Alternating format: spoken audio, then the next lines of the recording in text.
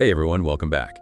Today we're doing a deep dive on something, well, pretty heavy actually, empathy. But specifically, how empathy works in relationships where one person has borderline personality disorder. We're tackling this using basically one really in-depth excerpt a listener sent in. Thank you for that, by the way. Even just skimming it, I was like, whoa, there's a lot to unpack here. But that's why we've got our expert with us. One thing that jumped out at me right away was, it's not that people with BPD lack empathy, it's almost the opposite. They feel it so strongly, even more intensely than the person they're empathizing with. What's going on with that? Yeah, you've hit on a really key point, and it gets to the core of how BPD can show up in relationships. It's like this emotional sensitivity that's part of BPD. It means they don't just understand other people's feelings, they're almost like hyper aware of them. Think of it like, those super sensitive antennas that pick up even faint signals.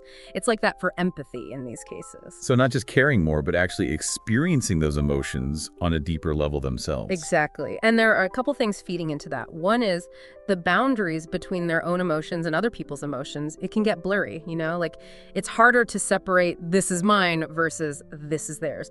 And then on top of that, you've got the fear of abandonment, which is a huge part of BPD. That can make someone crave connection even more and make them super sensitive to any little change in the emotional vibe of their relationships. So it's like this emotional mirroring our source talks about. It's almost, a double-edged sword. Amazing connection on one hand, but potential for misunderstandings on the other. You got it. And that's exactly why getting these nuances of empathy right is so important, especially in the context of BPD. We tend to think of empathy as this fixed thing, but with BPD, it's definitely not. It's dynamic, it changes, it fluctuates.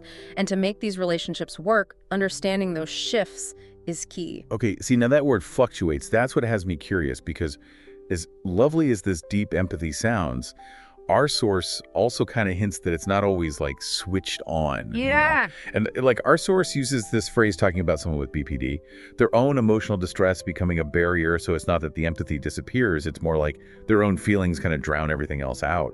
That is it's a really good way to put it. Imagine, someone with BPD, they're dealing with a stressful situation. Well, their emotional system's already, it's kind of dialed up to 11 anyway, right? So it goes into overdrive. And all those feelings, the fear, anxiety, maybe even anger, it's like they take up all the space. So there's not much room left to connect with what their partner's going through. Exactly. Yeah, and it's not a choice they're making, it's just they're overwhelmed, It's like imagine trying to have a whisper conversation in the middle of a windstorm. You can't even hear the other person. Right. The quieter sounds, they just get lost. So those times our source described, where, the partner with BPD might seem distant, or even get angry easily, it's not that they don't care, it's that their own experience is just so intense in that moment. Exactly, you're getting it. And this is where that fear of abandonment we talked about, it can really come into play, because if they're already feeling insecure or something's kind of triggered them, even a totally neutral comment from their partner, it can feel like a threat, And then boom, big reaction. Right, and it's not about logic at that point, it's just emotional survival. Makes sense, but wow, I can see how that would be so confusing for the partner.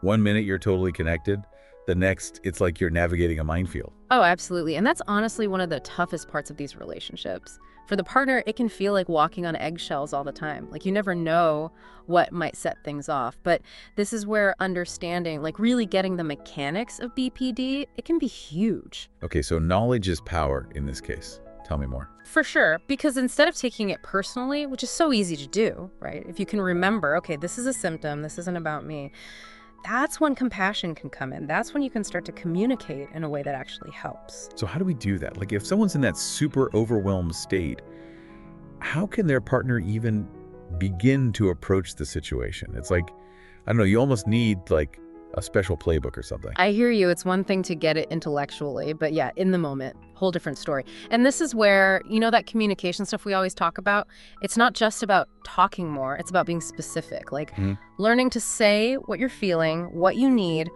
without blaming the other person. Okay, so Les, why are you shutting me out? And more like, Exactly. More like, hey, I'm noticing I'm feeling a little disconnected right now. What's going on for you? See how that just kind of like puts it out there without making it an attack. Yeah. Creating that safe space for both people to like actually be real. Exactly.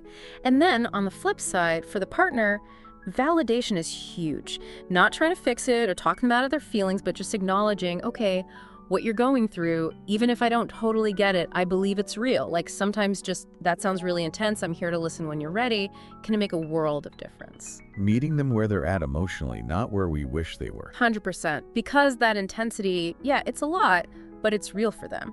And this is something our source really emphasizes. This is where boundaries come in. Self-care too. And not just for the person with BPD, but their partner needs it too. Makes sense. It's easy to get so focused on supporting them you forget about yourself. Oh, for sure. And that's not going to work long term. Taking breaks when you need them, having your own people to lean on, knowing your limits. That's not selfish. That's actually what lets you be a better partner in the end. It's like that whole put your own oxygen mask on first idea, right? Exactly. You can't help anyone if you're drowning too. So yeah, what I'm hearing is empathy in these relationships. It's not passive. It's like this active process, a dance almost. I love that. And for our listeners who are living this, whether personally or because they love someone who is, what's like the one thing you hope they take away from today? That it's a journey, not a destination. With BPD, with empathy, it's going to have ups and downs, times of crazy connection, times where it feels impossible. But don't see those as failures. See them as chances to learn, to grow closer. I love that.